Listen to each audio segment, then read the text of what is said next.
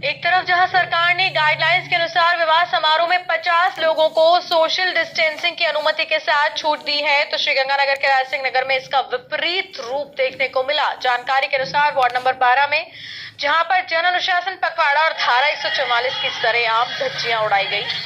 भारी संख्या में एक विवाह समारोह में शराब के नशे में बिना मास्क के डीजे पर बाराती मौज मस्ती करते हुए नजर आए।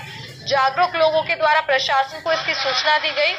सूचना पर तहसीलदार अमर सिंह ने पुलिस जाब्ता लेकर वहां पहुंचे, लेकिन प्रशासनिक टीमों को देखकर बारातियों में भगदड़ मच गई और कई मौके से फरार हो गए। प्रशासन के द्वारा डीजे को जब्त कर पुलिस थाने ले जाकर कार्रवाई शुरू की गई है।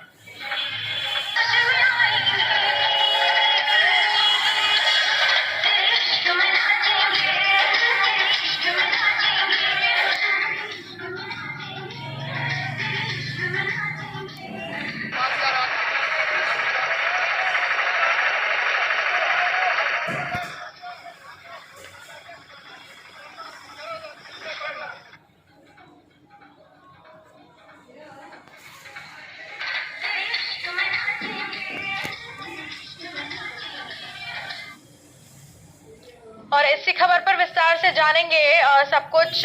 विक्की हमारे साथ जुड़े हुए हमारे संवाददाता। विक्की, ये तस्वीरें बता रही हैं कितनी जागरूक है जनता हमारी। हाँ भारती जी, मैं आपको बताना चाहूंगा जिस तरह से राज्य सरकार ने इस कोरोना की रोकथाम करने के लिए काफी प्रयास नजर आ रही है। लाखों करोड़ों रुपए खर्च करके जनता के स्वास्थ्य को बचाने का प्रयास भी कर रही है और पूरे राज्य के अंदर 144 धारा भी लगी हुई है और जन पखवाड़ा के तहत प्रशासन भी पूरी तरह से प्रयास कर रहे हैं। लेकिन कहीं ना कहीं प्रशासन की कमी के चलते हम बोल सकते हैं कि प्रशासन की लापरवाही भी इस लापरवाही और इस कमी के चलते इस तरह के जो विवाह शादियां हो रही है बेरोक टोक से, बिना किसी डर भाव से, जहाँ पे हालांकि प्रशासन ने कोरोना गाइडलाइन के तहत 50 व्यक्तियों को विवाह शादियों की अनुमति भी दी गई है कोरोना गाइडलाइन के नियमों के साथ में। लेकिन इस तरीके से सैकड़ों की संख्या में आप वीडियो में साफ तौर पर देख सकते हैं कि किस तरह से सैकड़ों की संख्या में लोग शराब के नशे में और बिंदोरी के ऊपर किस तरीके से लोग आपस में नाच कूद रहे हैं और गले मिल रहे हैं, वो भी बिना सोशल डिस्टेंसिंग के और बिना मास्क के। लेकिन जब जागरूक लोगों ने यह जो वीडियो बना करके एसडीएम साहिबा अर्पिता सोनी तक भेजी, लेकिन एसडीएम साहिबा अर्पिता सोनी ने भी करीब 2-2.5 घंटे के बाद इस कार्रवाई को अंजाम दिया। तब तक लोग इधर उधर हो गए थे क्योंकि जब वायरल वीडियो जो हो गया था और जिस वजह से सूचना आ गई थी। लेकिन जिसके बाद एसडीएम साहिबा ने भी इस कार्रवाई को अंजाम देते हुए मौके पर तहसीलदार अमर सिंह और पुलिस के एसआई जीतराम सहित पुलिस जाब्ता मौके पर पहुंचा और जैसे ही प्रशासनिक अलमे को देख करके, गाड़ियों को देख करके वहां से बराती जो वो उस घोड़ी के ऊपर डीजे पर जो नाच रहे थे, गाड़ियों को देख करके इधर उधर भागे।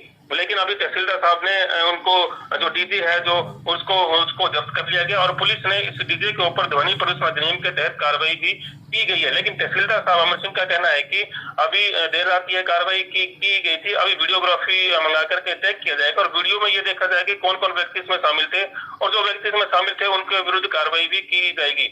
लेकिन ये जो प्रशासन की इस लापरवाही भी बोल सकते हैं अपने को, इस कमी भी बोल सकते हैं कि इस तरह के जो सरेआम इतनी भारी भीड़ संख्या में कहीं ना कहीं कोरोना का प्रशासन की नाकामी तो दिख रही है, लेकिन केवल और केवल प्रशासन ही जिम्मेदार नहीं है इन सब के लिए। कोरोना का कहर पूरे देश में जिस तरीके से बरप रहा है, वहां पर जनता को भी तो जागरूकता दिखानी होगी। केवल और केवल प्रशासन को कब तक हम ब्लेम करेंगे? ये तो जनता की भी गलती है कि सब कुछ जानते हुए कि अस्पतालों में बेड की कमी है, ऑक्सीजन की कमी है, ऑक्सीजन सिलेंडर नहीं मिल रहे हैं, रेमडेसिविर नहीं मिल रहे हैं, ऐसे में भी जनता शादी में जिमने पहुंच जाती है क्या? बिल्कुल भारती जी, मैं आपको बताना चाहूंगा जैसे कि आपने बताया कि भी जनता की भी जिम्मेदारी समझती है। जहां तक मेरा ख्याल है कि जो इस तरह के विवाह शादी समारोह में एसडीएम जो है मुख्य अधिकारी है उनसे पहले अनुमति लेनी पड़ती है और जहां तक ये लगता भी नहीं है कि वहां उन्होंने किसी प्रकार की कोई अनुमति भी मैडम से ली होगी मुख्य अधिकारी से। लेकिन लोगों को भी इस संबंध में जागरूक होने की आवश्यकता है क्योंकि आपके बिल्कुल सही कहा आपने कि क्योंकि अब प्रशासन इतना कुछ नहीं कर सकता है क्योंकि जनता को भी जागरूक होना पड़ेगा क्योंकि सबसे पहले तो जीवन अपना ही है। अगर अपने स्वास्थ्य की खुद ही ध्यान रखेंगे तो इस कोरोना के ऊपर काबू पाया जा सकेगा। लेकिन अब प्रशासन की गलती वहां भी देखने को मिलती है जब प्रशासन को बता दिया जाता है और वीडियो भी भेज दिया जाता है। अब एक वीडियो मनिहारी की दुकान का एक वीडियो वायरल हो रहा है, अभी तक लोग जो है दुकानों को शटर तक करके अभी तक वो दुकानें खोल रही हैं, लेकिन अभी तक उनके ऊपर भी कोई कार्रवाई नहीं हुई। हालांकि प्रशासन लगातार कार्रवाई करता हुआ तो नजर आ रहा है, लेकिन जिस तरीके से कार्रवाई होनी चाहिए वैसे नहीं हो रही, और उसी को ये लेकर के ये जो उसी का ये खामियाजा भुगतना पड़ रहा है कि इस बेवकूफ होकर के रात को इस तरह की भारी संख्या के अंदर भीड़ देखने को मिली। जी भारती। और विक्की, ये जो भीड़ इन तस्वीरों में दिख रही है ना, इनमें से अगर कोई भी क्रिटिकल कंडीशन में पहुंच जाता है तो वो तुरंत सरकार पर जरूर आरोप लगाएगा कि हमें बेड नहीं मिल रहा है, हमें ऑक्सीजन नहीं मिल रही है। तो जब सरकार ने नियम लागू किए थे तब वो सुनने वाले लोग कहाँ थे, वो जनता कहाँ थी?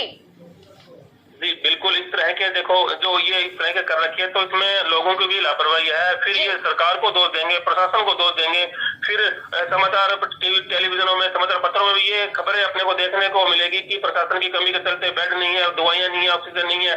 तो खुद ही जनता को समझना चाहिए और खुद ही जनता को इसकी तरफ आगे आके और औरों को भी इस संबंध में समझाना चाहिए। जी भारती। जी विक्की, तमाम जानकारी के लिए आपका बहुत बहुत धन्यवाद। तो ये थे एवन संवाददाता विक्की भांडोरिया, फोन लाइन पर थे हमारे साथ इस खबर पर अपडेट के लिए, जिन्होंने विस्तार से हमें बताया। और ये तस्वीरें सब कुछ बयां कर रही है, किसी को कुछ बताने की जरूरत नहीं है कि कितनी जागरूक दिखाई दे रही है जनता। आए दिन हम बता रहे हैं, डेली हम बता रहे हैं कि व्यवस्थाओं का आलम क्या है, और सिर्फ प्रशासन की गलती नहीं यहाँ पर कही जा सकती, क्योंकि नंबर ऑफ पेशेंट्स जो ऐसे लोग हैं जो कोरोना से जूझ रहे हैं वो कम नहीं है, इतनी ज्यादा संख्या है कि प्रशासन को भी सब कुछ मैनेज करना काफी डिफिकल्ट हो जाता है। ऐसे में जिम्मेदारी कहीं ना कहीं जनता की भी बनती है कि वो इस तरीके के संक्रमण से बचे और ऐसे समारोह में जाने से बचे, सोशल डिस्टेंसिंग की पालना करें ताकि संक्रमण से बचा जा सके। और इसी के साथ